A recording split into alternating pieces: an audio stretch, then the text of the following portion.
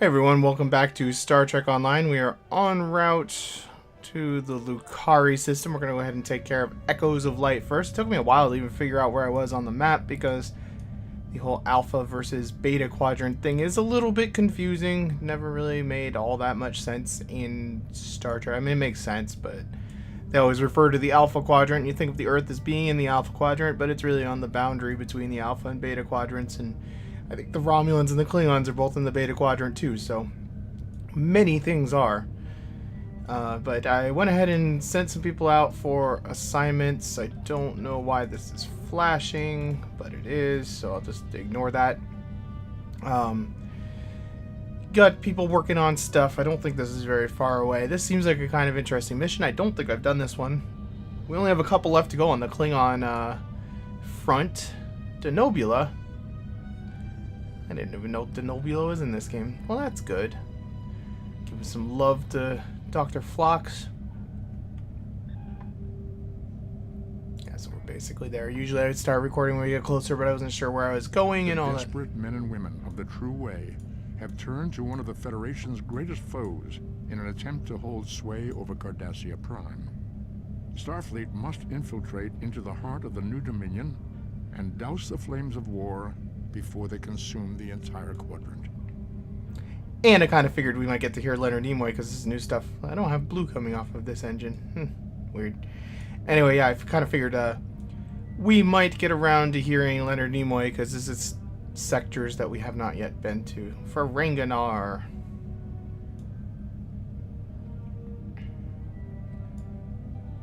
And bought a couple skill points. I don't really think anything else particularly happened. I usually go back to Starfleet Academy to recruit some more officers and whatnot. Let's do this thing. Feels good to be back in the game. I'm glad it's working again. That was very frustrating. I got my Rockstar Fruit Punch here. It's lovely as always. Alright. Seems like a pretty fancy ship for these guys just starting to, My dear friend Camarga, just think about how much I can help. I try not to think about you at all, Marjorie. Alright, little Ferengi guy. Allow me to welcome you to the Lucari system. I am Damon Modron, the sole owner of trading rights in this system. My Lucari friends and I were just in the middle of some delicate negotiations. But I'm sure I can spare a little time if you'd like to make a trade. Oh, come now. I'm sure we can reach an agreement that is to everyone's liking. I'm prepared to offer you an exclusive, once-in-a-lifetime investment opportunity. Thank you. That insistent Ferengi has been trying to make new trade deals with us since he first visited our system. Oh, everything he tries to sell is either broken or worthless. We settled this moon long ago after we were forced to leave our dying homeworld of Kantar. It was a difficult journey for us. Once we found our new home, no one was very excited about space travel. Recently, our home star was nearly extinguished by the Tholians. That led many of us to realize that we can't just sit at home anymore. We must be ready to face the galaxy on our own terms. Okay, so that makes a little more sense. They're not really new to space travel then. The exploration initiative passed, and we purchased and modified the ship you see before you, the LSS Concordium. Based on my experience as an administrator and scientist, I was chosen to command her. It was an honor I accepted with pride and humility. Our ship is ready to go, and you are. For our maiden voyage, I've chosen a star that is close enough to be within reach, but still just outside the area of space that you've explored, and obviously one that we haven't visited yet. According to your star charts, it's a yellow-white star called 20 Draconis. This isn't over. Believe me. The next meeting will be on my terms. Ferengi as bad guys is always funny to me. Oh, that was nice. We get to go to warp with a friend. We've arrived on the outskirts of the system. There's a large field of rocky debris and asteroids. We're picking up various metals and crystalline formations. Should we approach one of the larger asteroids and take some more readings? Why not, I suppose.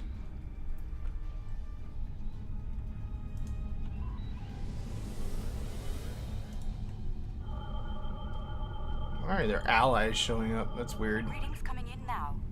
Large quantities of silicate, hematite, cadmium, iridium. Crystalline structures appear to be the result of deposits created under a heavy impact. Perhaps this asteroid was part of a larger one that broke up in a collision. Heading deeper into the field may yield more clues. I like these people. Sensors are picking up some movement on the far side of the asteroid. They're beautiful. Ah, she's talking two at a time. It's crazy. Intriguing. The Gekli communicate using radio waves and feed on dust particles and energy emissions. And Oh, it's these guys. of our EM band is in order. I don't like the idea of the Concordium becoming a Gekli food source. Oh, these guys. Remodulate stuff. Where's Jordy when you need him? We've adjusted our power systems. I'd like to gather more data on the Gekli before we move on. Any suggestion? An excellent idea. We'll be able to track their movements and learn more about their migratory patterns and feeding habits. We'll need to get close in order to attach the tags safely. You know, it's funny. They actually look better, I think, in this game than they did on the episode of the Next Generation. Alright, little whale, space whale, whatever the heck, cast. What do I say? I don't know what they even look like. They look like food of some sort. Coming in from the Gekli, I'd like to expand the number of tagged subjects to optimize data collection. Let's get close enough to slip in with a pod and join them in their swimming. Nothing could possibly go wrong, I'm sure.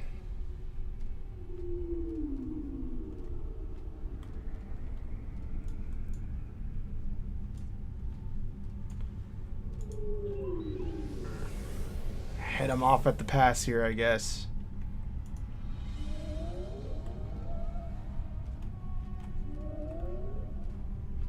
Oh god, slow down. We're getting close-up readings from all of the creatures.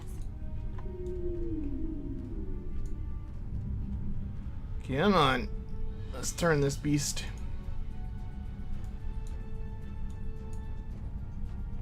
I'm sticking with him. Come on.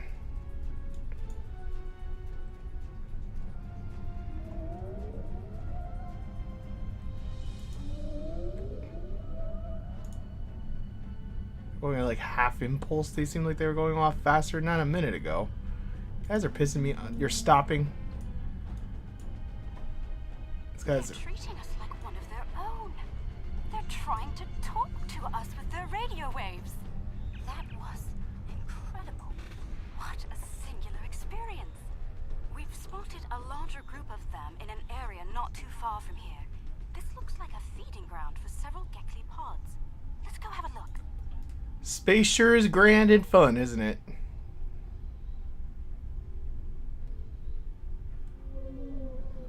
Alright, where the heck are these guys? Over yonder.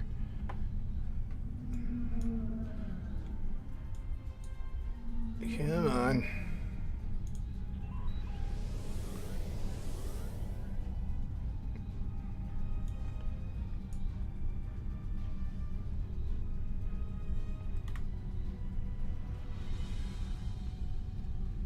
When is this all gonna go south, I wonder?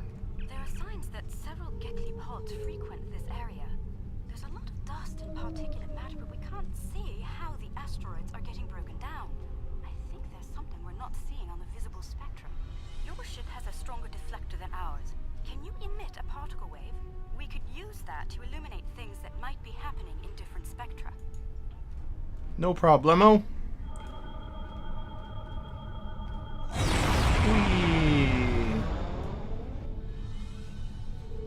There's some kind of subspace shearing here. It's causing cosmic strings to snap off and break up the asteroid. why the Gekli feed here. There's plenty of particulate matter for them to consume in the debris fields. I think we've collected some solid data here. We're ready to move on when you are.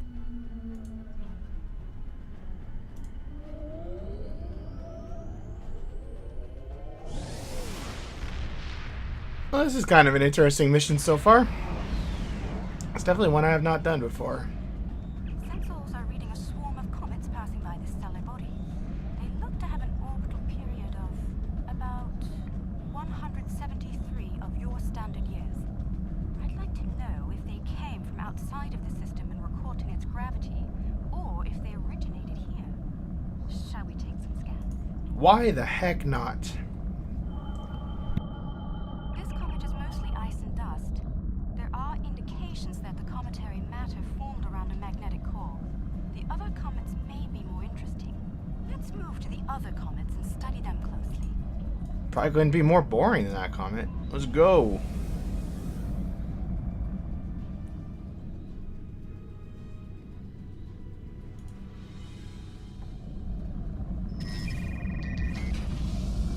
Whoa, what the heck are we doing here?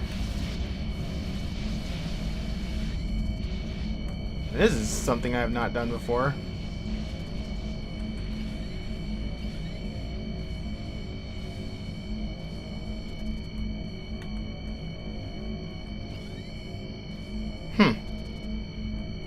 Weird.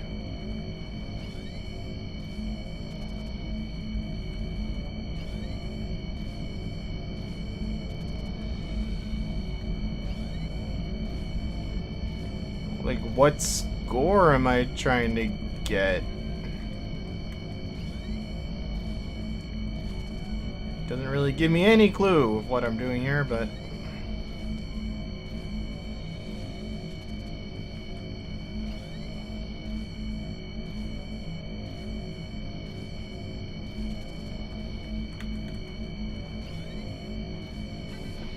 Oh, ore. Nice. More samples show signs of magnetic radioactive matter. This comet may have seen some interesting particle fields in its wandering. Okay, can this thing possibly stop making this insane noise? Nope, apparently not.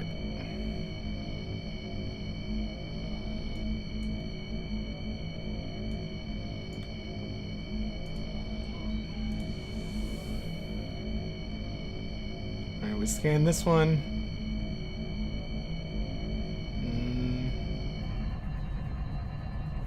Oh god. Huh, it's neat that they've added different kinds of games. I don't know if this was one of the recent updates or not. I haven't really been following the story about what's going on with everything in this game, but I like this. I appreciate it. For some reason that had a sort of Borgy feel to it. Holding the comet let us get some detailed readings about its emissions. Based on the structure of its silicate crystals, it's been in a pattern. It picks up energy from its trip near the star, then loses that energy as it loops past the planets. It's like ice melting and refreezing, but it seems to lose a large quantity of energy all at once near here. I'm not sure why. The radioactivity should be steady. These comets seem to have a long orbit that coincides with the orbit of a Class A planet nearby. I'd like to launch a probe and see if the cometary movements have had any impact on the planet.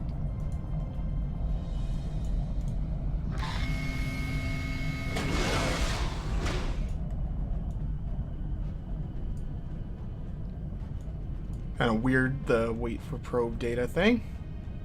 Probe data received. The planet is radiating a considerable amount of heat for its size. Nothing our shields can't handle, but I don't see any expeditions to its surface happening anytime soon. Curious. I'm picking up several large, moving sources of energy. Sensors indicate they're a life form of some kind. A cosmozoid, but not the Gekli. I'd like to study them if we can. We're going to get ourselves into trouble at some point. Although I do enjoy having a mission where we're just kind of exploring. Don't get to do a lot of that in Star Trek Online. And this warp engine just doesn't seem to work. Geothermal in nature, its surface is partially partially molten. Pretty cool looking planet.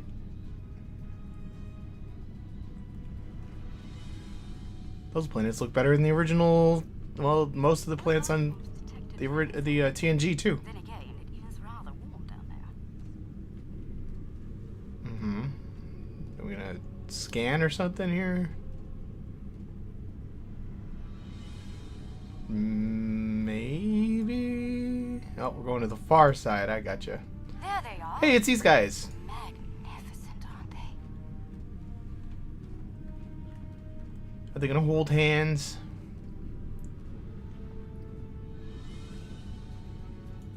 The creatures are luminescent ovoids? Not sure how to describe them. They remind me of an aquatic life form native to Lucari Prime. There are little ones huddling close to the planet's atmosphere. They must use the heat and the planet's electrical discharges to survive. Interesting. These life forms were encountered by the USS Enterprise D on Deneb 4. Aw, she didn't say it. Encountered at Farpoint. They haven't been seen anywhere else since. We shouldn't harm them or their young. Let's transmit a greeting, then be on our way. Great joy and happiness, or whatever the hell. Great joy and gratitude. The color display must be a form of communication. I didn't realize that life forms could exist in this fashion, living off the heat of planets, feeding on the particles in space, absorbing radiation from the cosmos. There's so much to see. Let's head to the next planet in the system and see what's there. I do appreciate that basically everything from all Star Trek is in this game, it seems like. They do a good job of that. Didn't think I'd run into the encounter at Farpoint aliens. Are you seeing this? Ooh, Sensors pretty. indicate this planet is completely devoid of any organic material, and yet it has a breathable atmosphere and lies well within the system's habitable zone. Most curious. I'm picking up residual levels of radiation. Oh my. I believe I know what happened to this world. Some kind of proto-matter wave happened here. You know what happened to Neelix's planet? Not if you know how to resolve the chaotic turbulence with a tarfine reduction. This was a recent event. Some kind of proto-matter incident happened, and it wiped out all life on the planet. I think we should send an away team down to learn more. Yay, this will be fun. Nothing more fun than visiting a dead, spooky planet that had some sort of catastrophe happen. Oh, not sure I'll ever get I like her. transporters. Let's see. Initial scans suggest this area used to be inhabited, but I can't find a single trace of organic matter. None. I see some carvings on those canyon walls. Let's take a look. She's gonna learn about the dark side of space travel now. It's all been fun and games and magical and majestic thus far. It's like the stuff that they put in Starfleet stuff to recruit people, I'm sure. They don't show you, like, fighting for your life with little weird con things in your ears and those little space things, space tortillas, whatever the hell they are, sucking on the ship.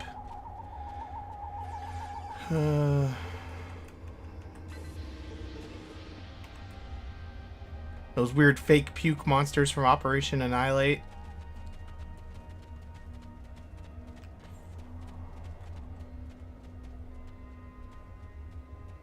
The walls of this canyon were worked by tools. I'm sure of it. Sentient life forms lived here until the proto-matter detonation. This pillar here, it seems to be a sign pointing to that canyon. Perhaps a pathway there leads to a settlement of some kind. I'm reading metallic objects there as well. Shall we take a look? I'm digging the music here. I don't think I've heard this music. Look, there's some kind of large structure further down the canyon. Like weird theremin going on. Look at the size of that plaza.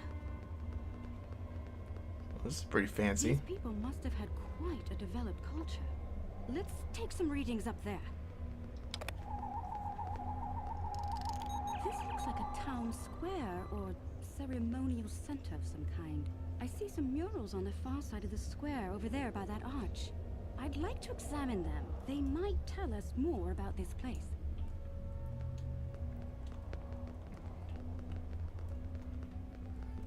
Kind of wish there were more missions like this where it's just kind of peaceful niceness. I got like an Egyptian look going on here. These murals depict people bringing some objects to this place. Crystals or gems, I believe? They built their settlement around this site. I believe it was a place of great significance to them.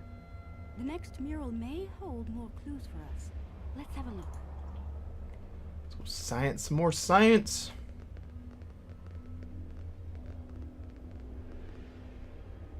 This mural depicts the construction of this large structure.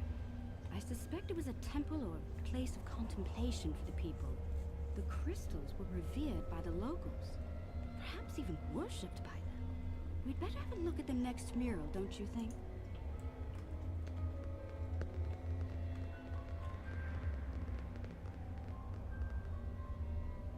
The crystals depicted in this mural appear to be growing for some reason.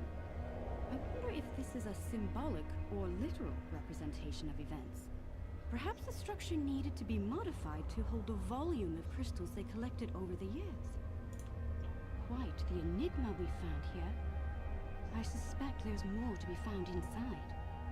Getting there will be a challenge, however. According to my scans, these pillars are connected to some kind of massive mechanical structure. Probably the peak of technology for these people. I believe it's some kind of opening mechanism for the structure's door. That's the answer to everything. Some sort of device or tricorders, maybe. Could probably force it open, but that could damage the structure, and too much force could even collapse it entirely. I suggest we create a holographic forensic reconstruction. Yes, it would be based on analysis of things like footprints, wear patterns, and local construction. We can learn what people did here, how they went about their lives, and how they made the device work. We'd be watching a replay of history, roughly speaking. Let's start by gathering information from relics and leftover traces of the people who once lived here. Seems kind of insane, but whatever. Captain Picard would probably enjoy this kind of work. These artifacts were used with opposable thumbs and indicate a likely handspan of 22 centimeters. Based on these footprints, these people had a stride that places them at about 1.6 meters on average. The wear patterns here show us that people leaned against here frequently. This was a meeting and gathering area. Strange. These relics should be covered with dust and sand, worn away by time and wind. But they're all uncovered. No organic matter left, and everything left behind in its place. Frozen in time, like... Yes, the evidence seems clear. The proto-matter detonation happened only weeks, perhaps even days ago. We're going to need to make an accurate simulation to continue our studies here. I suggest using modified pattern enhancers to do this. Alrighty, that seems pretty straightforward. Little pattern enhancers always coming in handy. Enhancers online. The signal is strong and clear.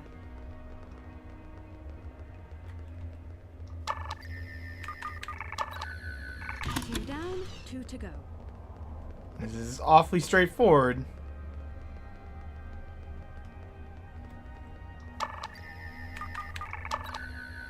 That's 3. 1 more and we'll be ready.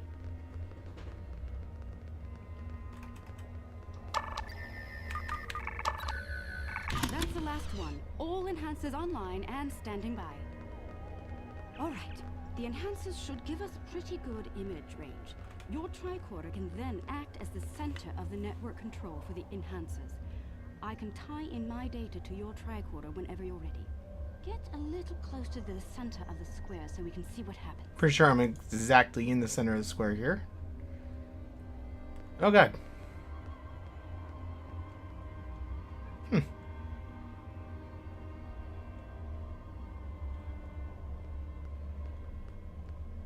Note that the alien is placing the pillars in a specific order. Like that one, that one.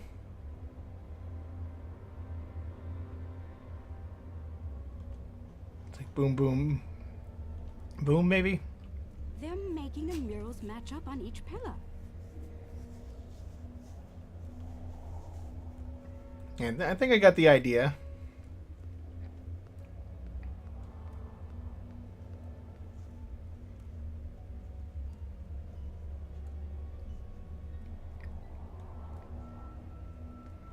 Oh, man. Okay, I thought he was going to go do like a more complicated pattern. It's like, I don't want to just be watching forever. Looks like some kind of functionary, priest or bureaucrat, I think, would unlock the door by turning the murals on the pillars. The top mural on each pillar seems to be locked in place for reference. We should follow the order they used on the pillar murals. If we can turn them correctly, I believe we'll unlock the door. I thought he did this one first. And then that one. I'm going to assume that he did.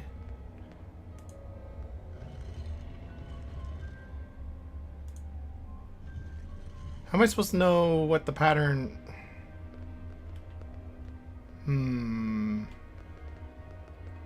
Not real sure how I'm supposed to know what the pattern is even supposed to be. Okay, we got a guy's leg. I guess we just have the middle one. That's the only thing we can really do anyway, so... That's the first pillar set in place. This isn't even really much of a thing that we're doing here. It's pretty damn simple, really.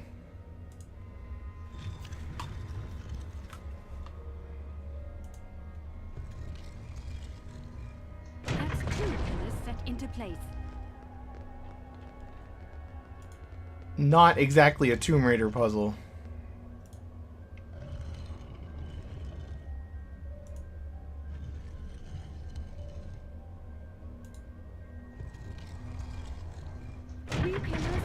In now. Glad I was paying at least some vague attention when the guy started.